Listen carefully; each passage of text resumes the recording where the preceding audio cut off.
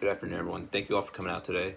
I'd like to start by expressing just how sorry we are to the families and friends of those who were victims in such a tragic and cruel act of violence last year. We at Airbnb would like to apologize for the role our company played in this event. We failed to uphold our responsibility by ensuring the safety of every single one of our customers. As Chief Operating Officer, this is something that I'll carry for the rest of my life, being that change could have happened much sooner. We want to make a promise that we will do everything and anything in our power to change our business model and regain the same level of trust we once had. The horrible events that took place that evening could possibly and will be prevented in the future with proper systems and actions taken by us and our users. With more company involvement, we will be able to limit the number of unauthorized house parties, which do tend to be where most of these problems occur. Although we would like to get more involved, Airbnb is still based off a certain level of trust. Trust between us and the homeowner, trust between us and the guests, and most importantly, trust between the guest and the homeowner. We plan to build more of that trust through 4 things. The first thing is 100% verification of hosts and listings. By doing this, we avoid any potential scammers and rundown houses. We propose to verify each listing through us, Airbnb, and our guests. This will provide honest and truthful information regarding past stays and check-ins. The next thing is the guest guarantee. This gives any unhappy guest the option to switch into another Airbnb of equal or greater value nearby.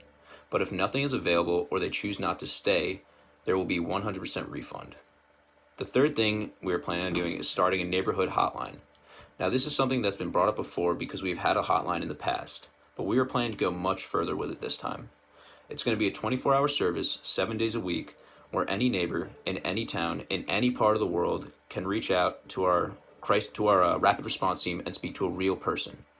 Our team will be trained by police chiefs in order to handle any situation thrown their way. This is so we can deal with any complaints or conflicts in a timely manner that we may not have been able to deal with before. Finally, we hope that this last thing is something that will serve as a preventative measure against a tragedy like this in the future. We plan to conduct extra manual reviews of all high-risk reservations. I don't know if any of you had seen or heard of the interview our communications lead Ben Bright did with USA Today, but he gives a thorough explanation of what would qualify as a high-risk reservation and how we plan on identifying them effectively. I quote, "We look at the duration of the stay and the listing's attributes such as the size of the listing and many other factors. We will be implementing the risk scoring technology with increased manual review in an attempt to stop unauthorized parties before they start." To give an example of what Mr. Bright was trying to say one person books a massive home for only one night and it's in the city they live in. Now that's a very high-risk reservation.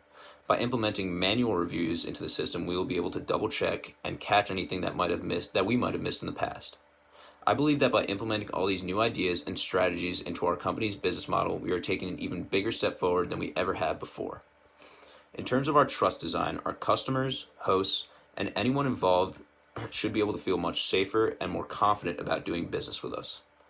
Being that our company is very reliant on mutual trust, we are trying to find different ways to get customers to build that relationship and a sense of community among themselves. While of course it's important that we at Airbnb have the trust of the public, we must also trust the public to do the right thing and provide truthful feedback on their past stays.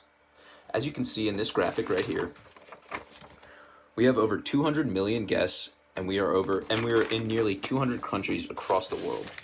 Because of this, our company and the community must work hand in hand to gain a better understanding of what it is that our customers exactly need and desire. Something that we've been floating around is a more in-depth review system. Most companies and hotel websites use a basic 5-star rating system where maybe they ask you to leave a comment at the end about your stay. We want to take that a step further by asking more specific questions. Was this address correct? Was this true? Was that true? By using our team and our technology, we can evaluate this information to gain a better idea of what it is that our company needs to focus on. According to Dr. Jill Anderson, in one of her research papers I came across, she roughly states that establishing a connection between customers is vital to a company's overall impression on the public.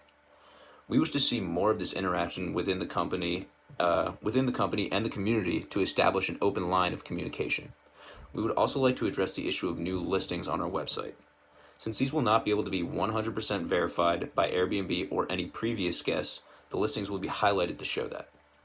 The plan in the very near future is that with even just a slight advancement in our technology, We hope to have the ability and the resources to verify or not verify any listing as soon as it's posted. For us to achieve the goals we have set for ourselves later down the line, we have to be able to use these resources in the most intelligent and efficient way. According to our CEO, Brian Chesky, we have raised $3.2 billion in capital from investors. The time is now to make these investments. Now, when Mr. Chesky says that, he is talking about us and how the time is right for us to invest in ourselves. By investing in ourselves, we can connect more with our customers and be more open with them. This gives us the chance to hear what they have to say so we can build that connection. I've recently read up on the importance of trust within a relationship, whether it be personal or professional.